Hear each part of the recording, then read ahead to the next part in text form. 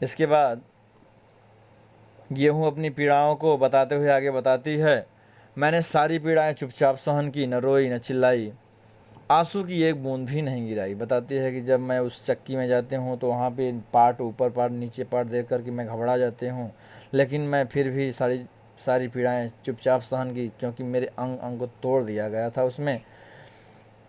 बावजूद इसके जब मैं बाहर निकली तो मैं अपने नए शक्ल को देखकर एकदम दंग रह गई।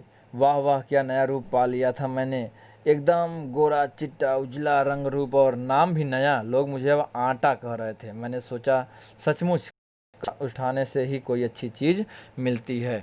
तो इसके बाद वो रोटी माने कि वह गेहूँ बताता है कि इसके पहले तो मैं बहुत घबरा रहा था, लेकिन जैसे ही मैं उस चक्की के थ्रू बाहर निकला तो मैं अपना रंग रूप देख कर के वास्तव में मैं अपने पर गर्व करने लगा था, और तब मुझे एहसास हुआ कि यह सचमुच कष्ट उठाने से ही कोई अच्छी चीज़ मिल सकती है।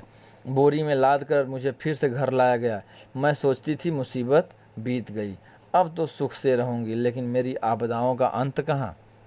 वह जो आटा अब बन चुका है वो बताती है कि मैंने जब मुझे बोरी में भर के घर लाया जाने लगा तो मुझे लगा कि चलो अब तो जी छूटा, अब तो मुसीबत से बचे, जो बहुत मुसीबत सह लिए, अब कोई मुझे दिक्कत नहीं होगी। लेकिन मैं गलत थी, क्योंकि मेरे लिए अभी आपदा का कोई अंत नहीं हुआ था। विपुल बुलाते हुए कहती है, विपुल तुम्हारी माताजी ने मुझे बोरी में से निकाला, छलनी में छान कर मेरा रूप निखारा, फिर मेरे ऊपर डाल दिया पानी। इसके बाद मुझ पर अनगिनत मुक्के बरसा दिए, अनगिनत मुक्के बरसा दिए। मुझे बड़ी चोट पहुंची। माता जी की बात पर मुझे बड़ा आश्चर्य हुआ। मैंने मन ही मन सोचा, ये तो बहुत दयालु हैं, मैंने भला इनका क्या बिगाड़ा है जो मुझ पर इतने ज़ोरदार मुक्के बरसा रही हैं। वह रोटी बनने वाली जो आटा था, आटा अपनी समस्या बताते हुए कहती है कि तुम्हारी माताजी बोरी में से मुझे निकाल कर छन्ना से छान करके मेरे ऊपर पानी डाल देती हैं, उसके बाद मुझे पे अनगिनत मुक्के बरसाती हैं। मुझे इस बात का आश्चर्य था कि माता जी का ऐसा भला मैंने क्या बिगाड़ा है जो मुझे इतने सारे मुक्के बरसा रही हैं। विपुल, मैं गीले आटे में छिपी बैठी थी। तुम्हारी माताजी ने बेलन से मेरी खूब ठुकाई की और मेरा गोल आकार बना दिया। मुझे अपना यह रूप देखकर खुशी हुई। फिर इतनी सब सहने के बाद जब तुम्हारी माताजी ने बेलन से मेरे रूप को बदल दिया, एक गोल आकार बना दिया, तो मैं अपना यह रूप देख कर के बहुत खुश हुई। लेकिन यह खुशी अधिक देर तक न रह सकी। तुम्हारी माताजी ने झट मुझे तपते हुए तवे पर डाल दिया। मेरा रोम रोम जलने लगा, और इस तरह से जब माँ ने मुझे गर्म तवे पर डाला तो मेरे रोम रोम जलने लगे, अर्थात पूरे रोटियों में काले काले चिट्टे पड़ गए।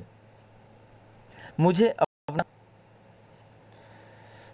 यह बच्चों यहाँ पर हैं।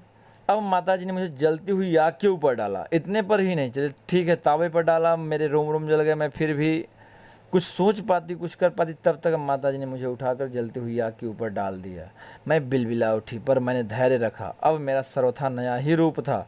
मैं बन गई थी गोल गोल फूली फूली गर्मा गर्म रोटी। तब तुम्हारी थाली में मुझे रखा गया। कह रही है, इस तरह से इतना जलने के बाद, इतना थकने के बाद, इतना कटने के बाद मैं जाकर के तुम्हारी थाली के योग्य बनी हूँ। विपुल, मैं तो इतने कष्ट झेलने के बाद भी खुशी के मारे फूलकर कुप्पा हो रही हूँ। खुशी से कुप्पा होना मतलब कि फूले न समाना। तो खुशी से फूल कर कुप्पा हो रही हूँ, तुम जरा सी बात पर रो रहे हो। छी, बहादुर बच्चे कहीं रोते हैं भला? याद रखो, मुसीबतें तो जीवन में आती ही रहती हैं, इनका बहादुरी से सामना करो। तो बहादुर बच्चे तो वही होते हैं जो मुसीबतों से घबराते नहीं हैं, उनका डट कर सामना करते हैं। इसलिए घबराओ मत, रो मत। मुसीबत में घबराने मुसीबत और बढ़ जाती है। याद रखो, संकट के समय धीरज रखने से ही कोई उन्नति कर सकता है। अब विपुल अपना रोना भूल कर सोच रहा था, सचमुच रोटी ने कितनी अच्छी कहानी सुनाई है। तो इस तरह से यहाँ पर बच्चों एक कहानी भले ही थी चाहे जैसे भी, लेकिन वास्तव में एक बहुत बड़ा मार्मिक सत्य है कि अन्न, रोटी को हम अन्न का भी दर्जा देते हैं।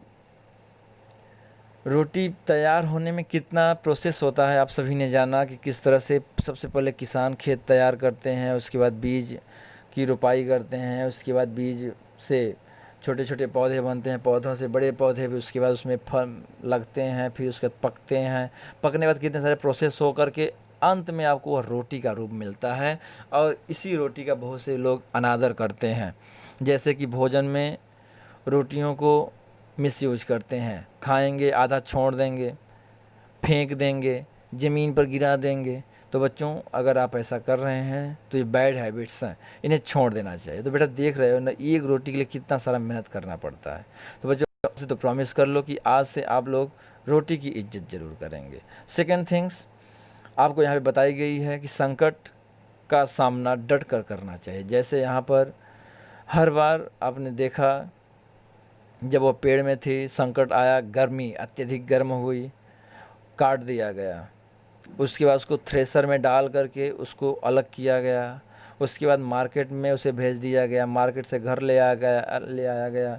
उसके बाद चक्की में उसे पीसा जाता है, फिर चलने से उसे छाना चला जाता है, फिर पानी से उसे सान करके मुक्के से उसकी पिटाई होती है।